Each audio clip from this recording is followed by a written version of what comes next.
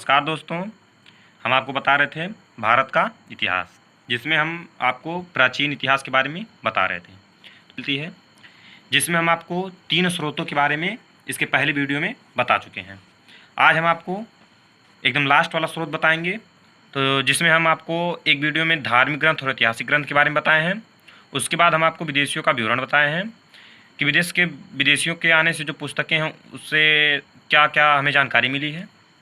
और जो आज लास्ट पॉइंट है वो हम बताएंगे पुरातत्व संबंधी साक्ष्य, मतलब पुरातत्व संबंधी साक्ष्य।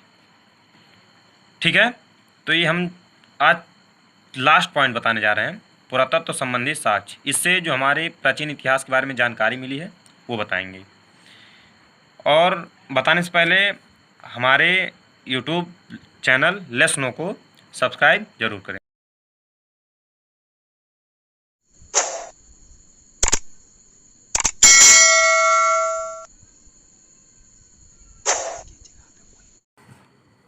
पुरातत्व संबंधी साक्ष्य से मिलने वाली जानकारी। नंबर 1, 1400 ईसा पूर्व के अभिलेख। बोगाज कोई एशिया माइनर से वैदिक देवता जैसे मिस्र, वरुण, इंद्र और नासत्व मतलब अश्विनी कुमार के नाम मिलते हैं। दूसरा है, मध्य भारत में भागवत धर्म विकसित होने का प्रमाण। यवन राजदूत होलियोडोरस के बेसनगर जो विदिशा है वह गरुड़ स्तंभ लेख से प्राप्त होता है। तीसरा, सर्वप्रथम भारतवर्ष का जिक्र हाथी गुम्फा अभिलेख में है, यानी कि सर्वप्रथम भारतवर्ष का जिक्र हाथी गुम्फा अभिलेख से हुआ है। 4, सर्वप्रथम दुर्भिक्ष की जानकारी सौहगौरा अभिलेख से मिली है। दुर्भिक्ष की जानकारी सौहगौरा अभिलेख से मिली है। 5वां है, सर्वप्रथम भारत पर होने वाले हुण आक्रमण, यानी कि भारत पर सबसे पहले हुण आक्रमण, जो हुणों ने आक्रमण किया था भारत पे, उसकी जानकारी हमें किससे मिलती है? भीतरी स्तंभ लेख से मिलती है। किससे? भीतरी स्तंभ लेख से मिलती है। 6, सती प्रथा। बात करते हैं सती प्रथा की, तो इसका जो प्रथम लिखित साक्ष्य है, प्रथम लिखित साक्ष्य वह एरण अभिलेख से प्राप्त होता है। एरण अभिलेख से मिलता है।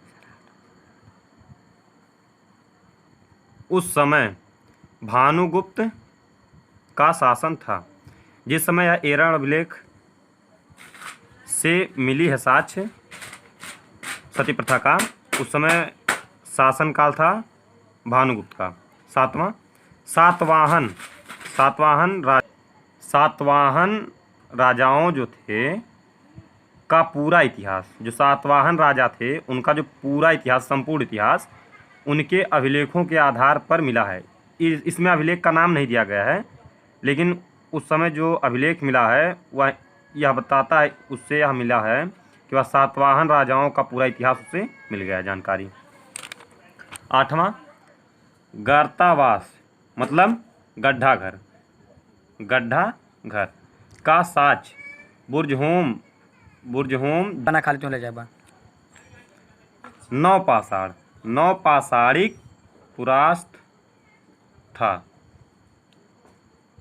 पुरास्थल था में मिला है। कहाँ मिला है? ये गड्ढा घर था। गड्ढा घर जो कहाँ से मिला है? बुर्जहोम से, जो क्या था? नौपाषाणिक पुरास्थल था। ठीक है, जिनमें उतरने के लिए सीढ़ियों प्रयोग किया गया था। अब उस गड्ढा घर जो था वह बुर्जहोम में मिला, लेकिन उसमें जो हम उतरने की बात करते हैं, उस समय जब गड्ढे में लोग उतरते थे तो उस समय भी क्या? सीढ़ियों का प्रयोग किया गया था। ठीक है। 9वां, प्राचीनतम सिक्कों को आहत सिक्के कहा जाता है। प्राचीनतम मतलब जो पुराने सिक्के हैं उन सिक्कों को क्या कहते हैं? आहत सिक्के कहा जाता था। ठीक है। तथा साहित्य में, साहित्य की बात करें तो उसमें कासार्पण कहा गया, ठीक है। 10वां, सर्वप्रथम सिक्कों पर लेख का कार्य यवन शासकों ने किया। मतलब सबसे पहले की बात करें तो यवन शासकों ने सिक्कों पर लेख का कार्य किया, यवन शासकों ने सिक्कों पर लेख का कार्य किया। 12, समुद्रगुप्त, समुद्रगुप्त की बीड़ा बजाती हुई मुद्रा। समुद्रगुप्त की एक मुद्रा थी जिस पे क्या था, वह बीड़ा बजाते हुए अंकन किया गया था। उसके संगीत प्रेमी होने को दर्शाती है। जो इसकी एक मुद्रा थी उस पे अंकन था बीड़ा बजाती हुई, ठीक है। वह बताती है या उससे हमें पता चलता है कि वह संगीत का प्रेमी था। 13 नंबर, अरिकमेड़ू, अरिकमेड़ू जो क्या है, पुदुचेरी में है, ठीक है, के निकट से रोमन सिक्के मिले हैं। कौन से सिक्के, रोमन सिक्के मिले हैं, ठीक है।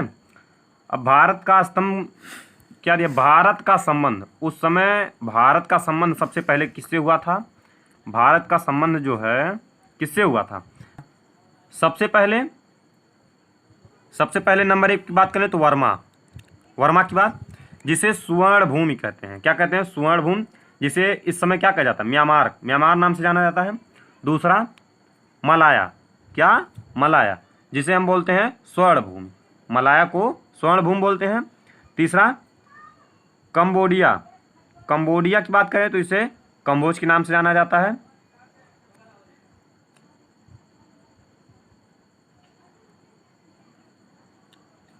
और चौथा नंबर जावा, जावा जिसे यवद्वीप कहते हैं। क्या कहते हैं, जावा को यवद्वीप कहते हैं। सबसे पहले वर्मा से संबंध हुआ, फिर मलाया से, फिर कंबोडिया से, फिर जावा से, ठीक है। नोट में, अभिलेखों का अध्ययन इपिग्राफी कहलाता है, फिर कहलाता है। जो अभिलेख थे या स्तंभ थे जिनसे हमें बहुत सी प्रकार की जानकारी मिली है, अब उसके अध्ययन की बात करते हैं। तो अभिलेखों का अध्ययन इपिग्राफी कहलाती है, इपिग्राफी कहलाती है। यह महत्वपूर्ण पॉइंट है। महत्वपूर्ण अभिलेख तथा शासक। अब बात करते हैं महत्वपूर्ण अभिलेखों की तथा उस समय शासक कौन था उसकी बात करते हैं। नंबर 1 पे हाथी गुम्फा, जिससे में क्या प्राप्त हुआ था, प्राचीन भारतवर्ष के बारे में। तो हाथी गुम्फा जो है अभिलेख, उससे उस समय जब हाथी गुम्फा अभिलेख था तो उस समय वहाँ के शासक कौन थे, कलिंगराज खारवेल, ठीक है। अब दूसरे नंबर पे जूनागढ़ की बात करें, जूनागढ़ उस समय रुद्रदामन थे, ठीक है, रुद्रदामन।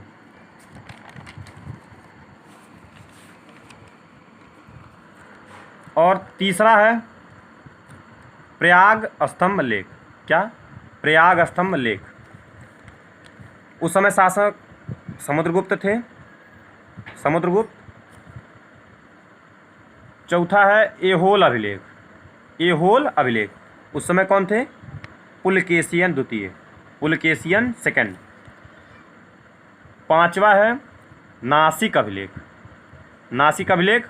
उस समय शासक गौतमी बलश्री थे।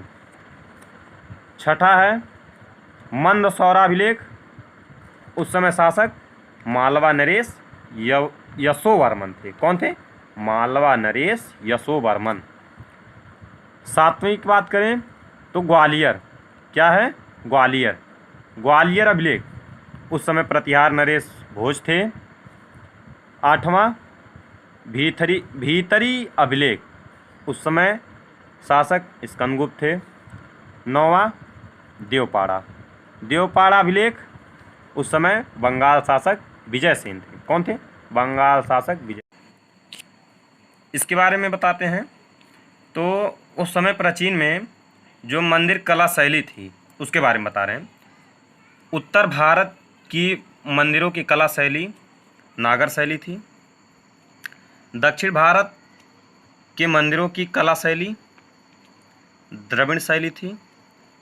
एवं नागर और दोनों शैली का प्रभाव बेसर शैली पर पड़ा, बेसर शैली पर पड़ा। ठीक है, उस समय 3 शैलियाँ थी मंदिरों की, जो कला थी उनमें 3 शैलियाँ थी। कला की 3 शैलियाँ थी, कौन कौन? एक है नागर शैली, दूसरा है द्रविड़ शैली, तीसरा है बेसर शैली।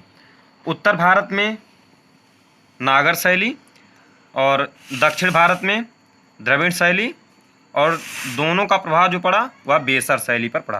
तो ये 3 शैलियाँ थीं। ठीक है।